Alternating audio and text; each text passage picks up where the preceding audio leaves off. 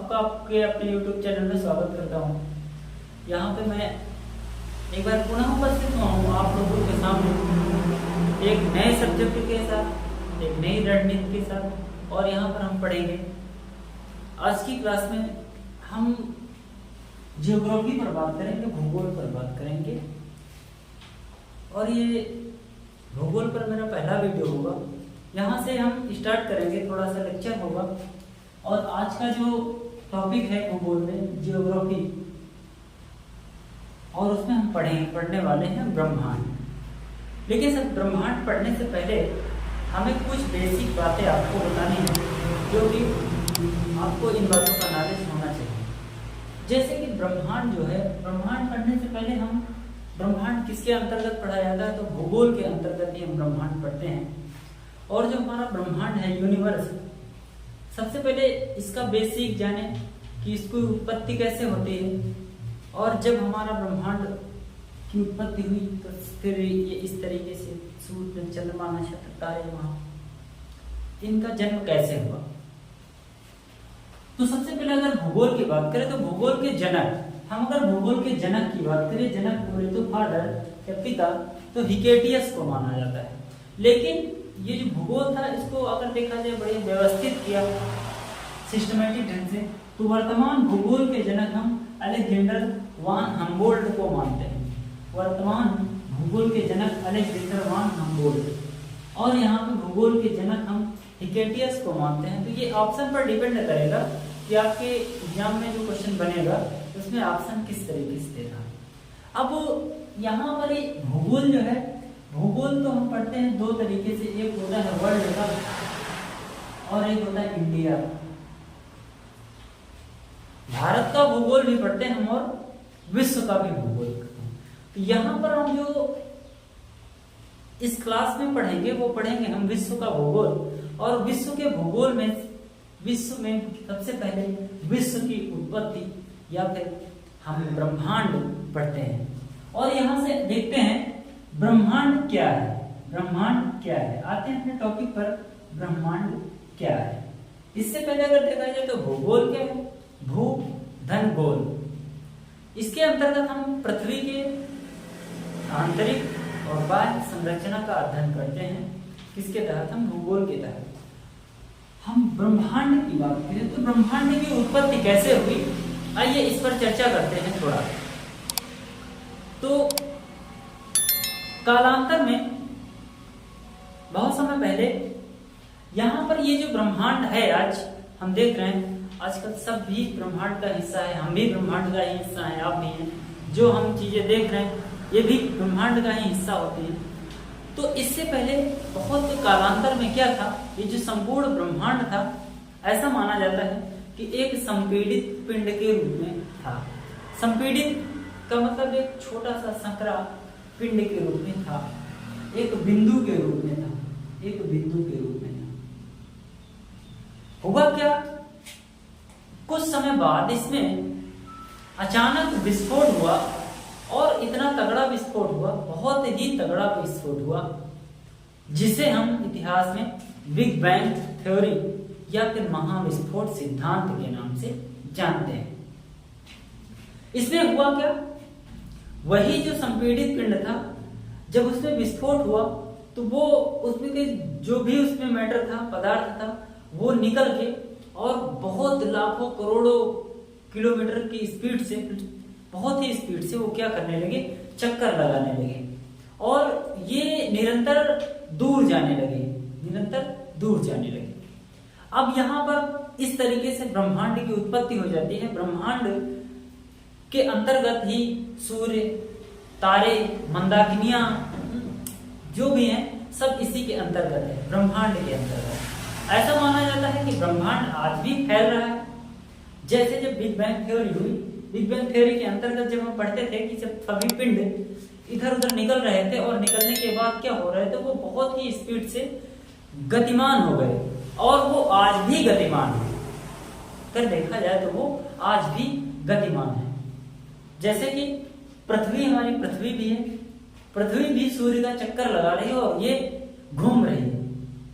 तो इसी तरीके से ब्रह्मांड में बहुत सारे असंख्य नक्षत्र तारे और बहुत सारी मंदाकिनियां भी स्थित हैं।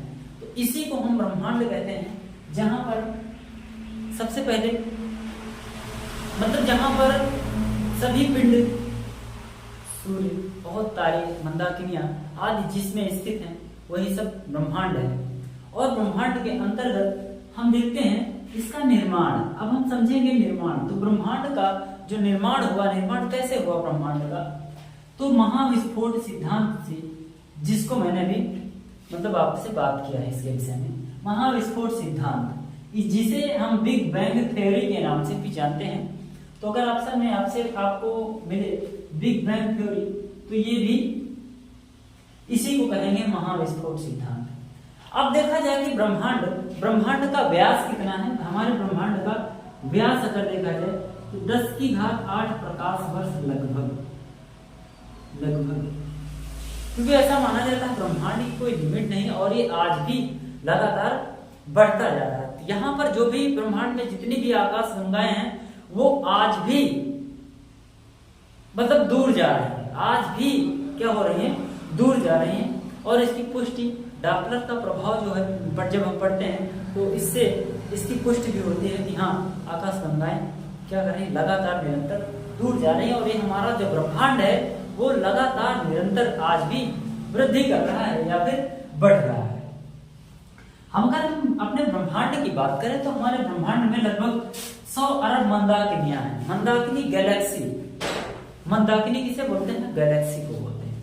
तो हमारे पूरे ब्रह्मांड में अगर देखा जाए 100 अरब मंदाकिनियां हैं, 100 अरब मंदाकिनियां। और एक मंदाकिनी में बहुत सारे असंख्य मात्रा में तारे मौजूद रहते हैं। अब ये मंदाकिनी क्या होती है और ये गैलेक्सी क्या होती है, इस पर थोड़ा बात किया जाए। ये जो मंदाकिनी है, मंदाकिनी इसमें क्या है कि बहुत सारी मंदाकिनियां हमारे ब्रह्मांड में हैं। अब हम अगर बात करें अपनी पृथ्वी, मंदाकिनी को गैलेक्सी कहते हैं। और ये वो हिस्सा होते हैं जिनमें कि तारों का जो घनत्व होता है बहुत ही ज्यादा मात्रा में होता है। तो यहाँ पर हमारी जो पृथ्वी है, अर्थ है पृथ्वी, इसका अगर देखा जाए तो इसकी मतलब मंदाकिनी जो है उसको हम किस नाम से जानते हैं, क्वेश्चन ये डिपेंड करता है कि पृथ्वी की जो मंदाकिनी है उसे हम दुग्ध मेखला के नाम से जानते हैं, या फिर आकाश गंगा भी हम कहते हैं। किसको, हमारी जो पृथ्वी की मंदाकिनी। अब दोस्तों यहाँ पर जो हमारी पृथ्वी की मंदाकिनी है, आकाश गंगा है। अपनी पृथ्वी का मतलब कि पृथ्वी की जो मंदाकिनी उसका नाम आकाश गंगा है, या फिर उसको हम कह सकते हैं दुग्ध मेखला। तो ये जो दुग्ध मेखला है अपनी पृथ्वी की मंदाकिनी है और इसका नाम है आकाश गंगा या फिर दुग्ध मेखला। अगर देखा जाए अपनी आकाश गंगा अर्थात पृथ्वी की आकाश गंगा के सबसे नजदीक कौन सी नई आकाश गंगा है, तो उसको क्या कहेंगे हम, यहाँ पे उसका नाम है देवयानी। तो अगर देखा जाए हमारी पृथ्वी हमारी पृथ्वी की जो मंदाकिनी है उसका नाम है दुग्ध मेखला या मिल्की वे या फिर आकाश गंगा। और अगर क्वेश्चन अलग से बन रहा है कि हमारी पृथ्वी की जो मंदाकिनी है आकाश गंगा, इसके सबसे नजदीक कौन सी मंदाकिनी है, तो उसका नाम क्या होगा, आपसे नाम पूछा जाएगा तो नाम उसको हम याद रखेंगे, देवयानी। तो इस तरीके से यहाँ पे मंदाकिनियां होती हैं, इनका जो आकार होता है, हमारी जो मिल्की वे है, हमारी आकाश गंगा है, उसका आकार कैसा है। तो अगर देखा जाए जो इनका आकार होता है, इनका आकार सर्पिला आकार होता है, स्पाइरल के आकार का होता है। यानी कि इनका जो 80% भाग होता है, मंदाकिनी का जो 80% भाग होता है वो सर्पिला का है। और अपनी पृथ्वी की जो आकाश गंगा है मिल्की वे, उसका आकार कैसा है, सर्पिलाकार है। या फिर सर्पिलाकार का मतलब समझते हैं हम स्पाइरल के आकार का। तो इस तरीके, और यहाँ पर इसके केंद्र में क्या होता है कि बहुत से तारे मौजूद होते हैं, बहुत अनगिनत तारे मौजूद होते हैं।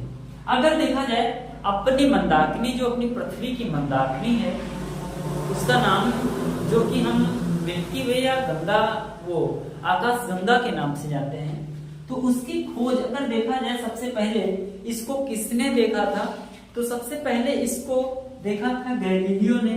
इसको सबसे पहले देखा था गैलीलियो ने। यहाँ से एक गैलीलियो जो थे दूरबीन का आविष्कार किया था, और जब इन्होंने दूरबीन का आविष्कार किया तो जब उन्होंने उससे देखा तो उन्होंने सबसे पहले अगर देखा जाए इसको देखने का श्रेय किसे जाता है, तो इस गैलीलियो जी को जाता है। किसको जाता है? गैलीलियो, क्योंकि गैलीलियो जो थे उन्होंने पहली दूरबीन दी हमें, मतलब कि दूरबीन बनाने का श्रेय किसे जाता है? गैलीलियो को जाता है। तो इस तरीके से यहाँ पर कैसे ब्रह्मांड की उत्पत्ति हुई, अभी तक हमने समझा। ब्रह्मांड की उत्पत्ति कैसे हुई? ब्रह्मांड की उत्पत्ति हुई, उसी से अनेकों पिंड निकले, सभी ग्रहों का निर्माण हुआ। अब क्या होगा? उन्हीं में से कोई जो पिंड थे जिनके पास ज्यादा ग्रेविटी थी, ज्यादा गुरुत्वाकर्षण था, वो क्या किए, जो छोटे छोटे पिंड थे उनको अपनी तरफ आकर्षित कर लिए, और जब उनको अपनी तरफ आकर्षित कर लिए तो हुआ क्या कि वो उनकी तरफ आकर्षित होकर निरंतर पथ में, एक दीर्घ वृत्ताकार पथ में चक्कर लगाने लगे, और वो आज तक चक्कर ही लगा रहे हैं। तो इस तरीके से यहाँ तक हमने आपको एक एक बात बताई, और यहाँ से ये भी देखा कि हमारी ये जो व्यास है ब्रह्मांड का 10⁸ प्रकाश वर्ष है, वो भी लगभग क्योंकि ब्रह्मांड की को कोई अभी तक नाप नहीं पाया है। क्यों?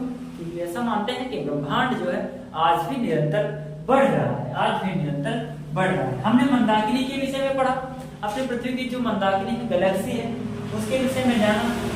मेघा उसका नाम है, आकाश गंगा भी कहते हैं। हमारी जो पृथ्वी की आकाश गंगा है उसके सबसे नजदीक जो है आकाश गंगा, उसको हम कहते हैं देवयानी।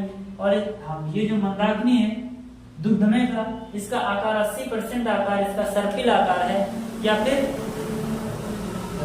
स्पाइरल के आकार हो। इसको सबसे पहले गैलीलियो ने खोजा था। इसको आपको ब्रह्मांड के विषय में सारी बातें हमने आपको बताई।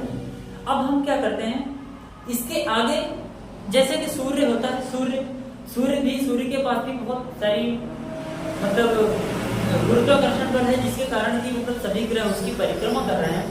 तो कैसे सौरमंडल बना, सौरमंडल के अंतर्गत उसके कौन कौन से अंग हैं, उसके कौन कौन से परिवार हैं, उसके कौन कौन से पार्ट हैं सौरमंडल के अंतर्गत हम क्या क्या पढ़ते हैं, ये सारी बातें हम आपसे इसके आगे वाले वीडियो में करने वाले हैं।